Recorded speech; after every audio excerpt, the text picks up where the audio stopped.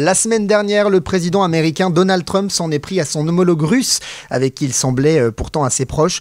Lors de cette interview auprès de NBC News, il a également menacé l'Iran, Vicky Varroquier. Il y aura des bombardements d'une ampleur jamais vue auparavant en Iran si les négociations en vue d'un accord sur le nucléaire échouent, a déclaré Donald Trump. Alors que les deux pays n'ont pas de relations diplomatiques depuis 1980, il a affirmé que des responsables américains et iraniens se parlaient sans préciser la nature des discussions.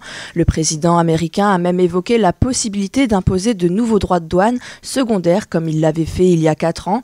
En d'autres termes, il s'agit d'imposer des sanctions aux pays qui commercent avec un pays avec lequel les États-Unis sont en désaccord. Le républicain assume exercer une pression maximale sur Téhéran. Il a prévenu vendredi que les choses vont mal tourner en cas d'absence d'accord. Pourtant, en 2015, le plan d'action global commun, également connu sous le nom d'accord nucléaire iranien, avait été signé en 2015 à Vienne. Mais c'est en 2018, lors de son premier mandat, que Donald Trump s'est retiré de cet accord, le jugeant désastreux.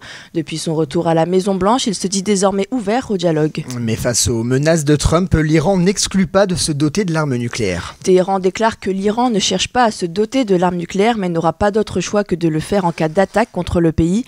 Le guide suprême iranien, l'ayatollah Ali Khamenei, a promis une riposte ferme si le pays était bombardé en cas d'échec de la diplomatie sur la question du nucléaire. Le président iranien Massoud Pezeshkian a déclaré qu'il rejetait les négociations directes avec les États-Unis, mais était ouvert aux discussions indirectes. Selon lui, le comportement des États-Unis déterminera la poursuite du processus de négociation.